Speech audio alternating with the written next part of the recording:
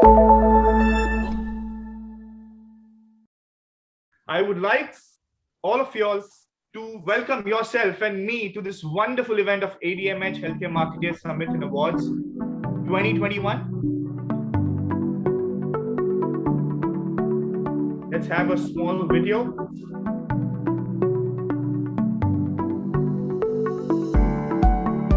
The next award goes to Mr. Abhinav Thakur, MD of Accurex Biomedical. I think we could interact with him. Mr. Abhinav Thakur, Accurex Biomedical. For this honor that you have given us. It's a great encouragement for us that we are going on the right path, getting the validation from you. And all this wouldn't have been possible without the support of our team who has been behind us. So I'd like to, at this point, recognize and appreciate the hard work done by our team also. And thank you for this great honor. Well, thank you so much, everybody being here. Let's start our first panel discussion. And the topic would be the secret behind successful healthcare marketing. So my next question is for Mr. Abhinav Thakur. Basically, I want to ask him how important is your communication, primarily being a device manufacturer and B2B sales. How is your communication and how has it been affected in these times? And how do you see the future of communication in regards to marketing of your products?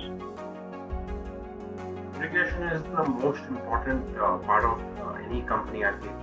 Right? If you don't have communication, you cannot do business. You can have the best product in the world or the best service in the world, but if you cannot communicate to the world that you have the best product or you have the best service, that product or service is of no point.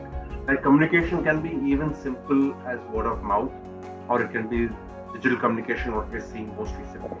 But you need to communicate to get the word out there to find customers. And without customers, there's no business. No business can survive without customers. And that can only happen through communication. So communication plays the most crucial role in any industry, and especially in the healthcare industry where trust is a very important part. And this can be done. Recently, I've seen more by using videos. Videos are going to be the future of communication, right? Because when you send out a message which goes through manually or goes through person to person, there can be changes.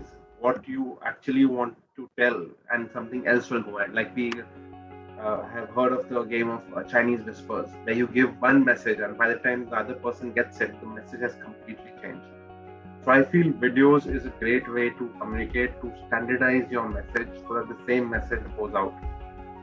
And what I call about the 5 W's and the 1 H of communication. Any of the communication should always cover the 5 W's and 1 H.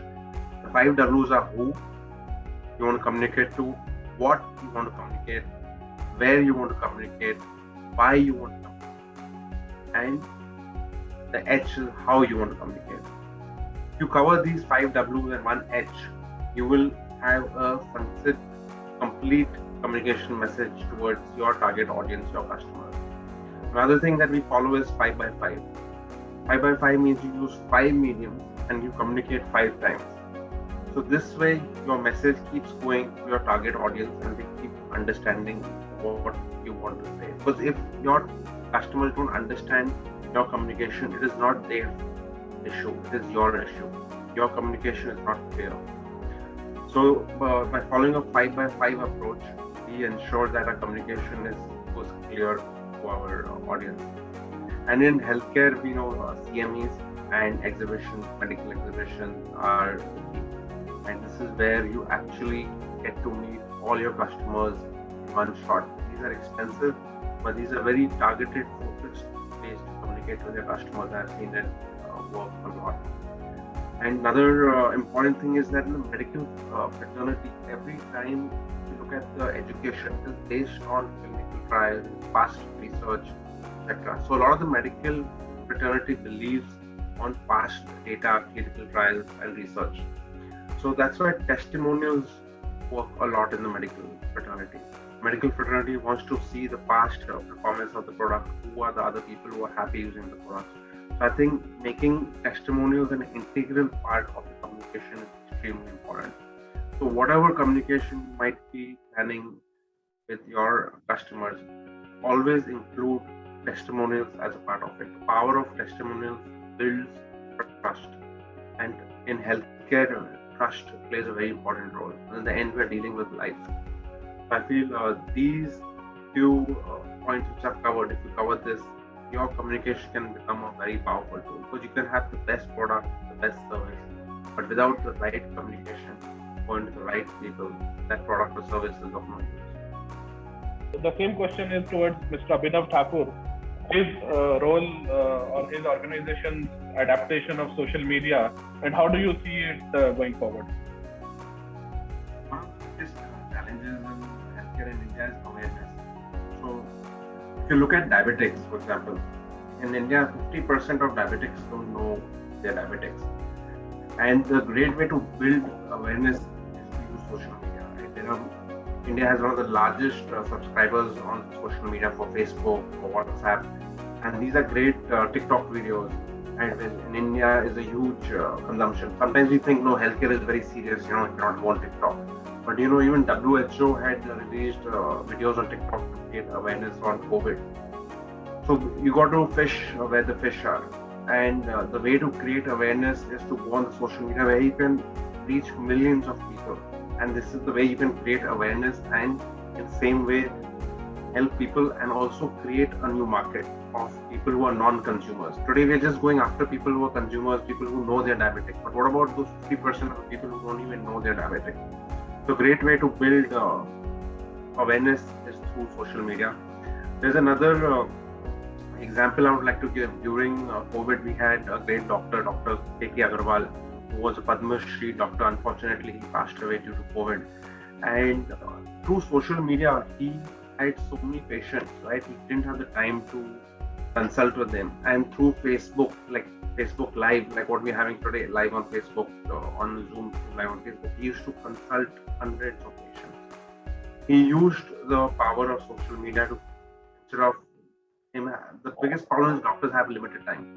So he used social media to consult hundreds of patients. Instead of consulting just 2 or 3 or 10 patients, he was able to consult 200 and sometimes even up to 800 patients in a single shot by giving an online consulting.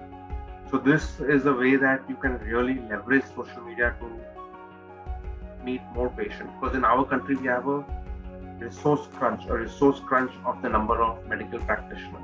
And this can be addressed if we use social media to do online consulting like what Dr. K.K. Agarwal had done.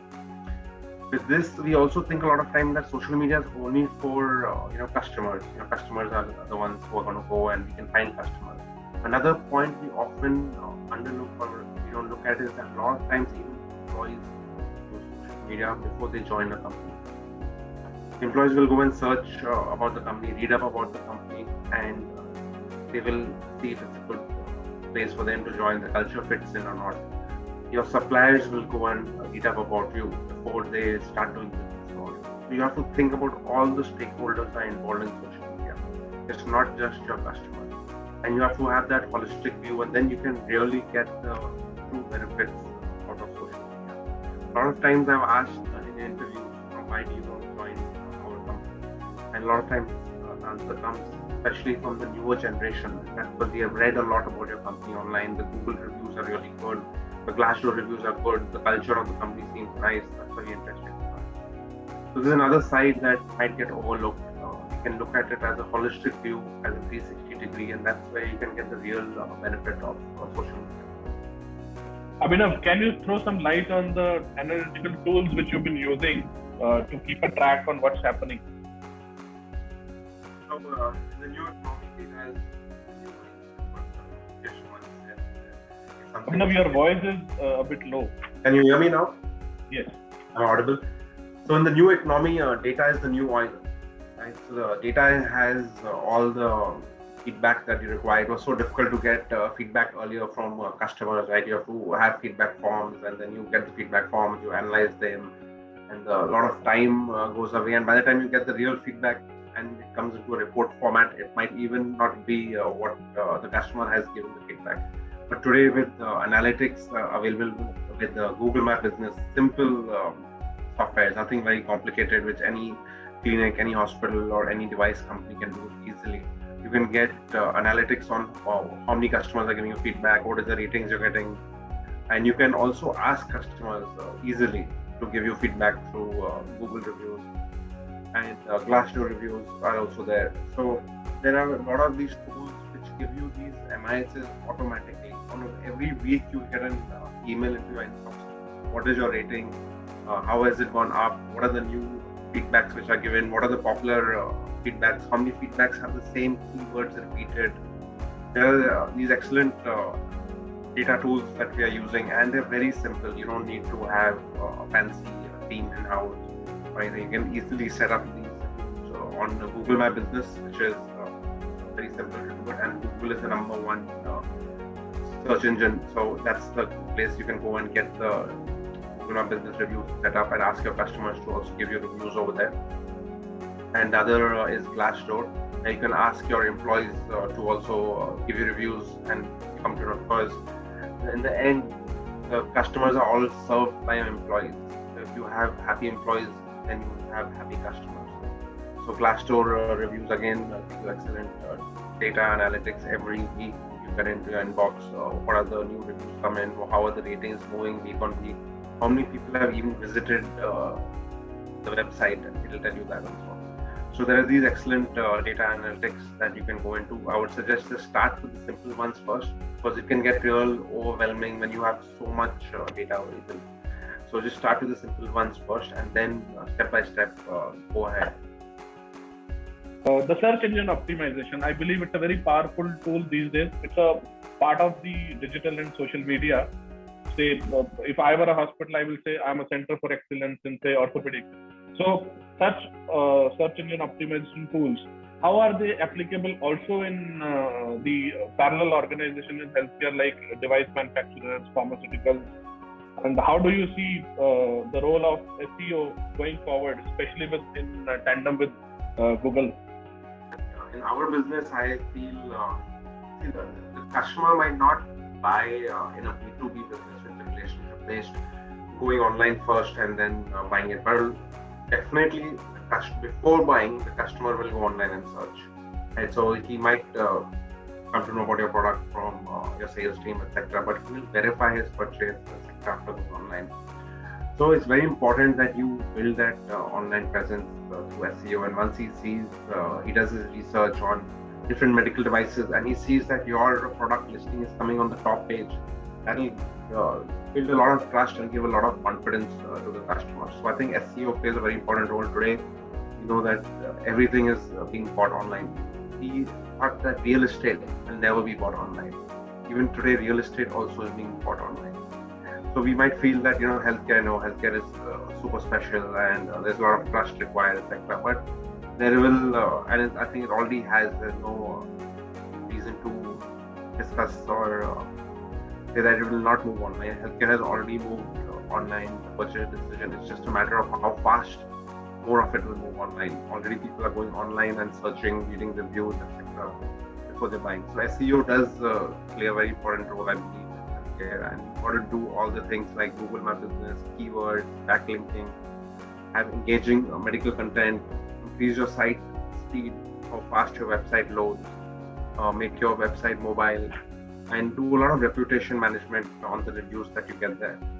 And with that, your SEO can improve. And the main thing is creating content that really adds value to people who are searching online. Well, once again, I want to thank all the attendees of the session. A big salute to all of you all.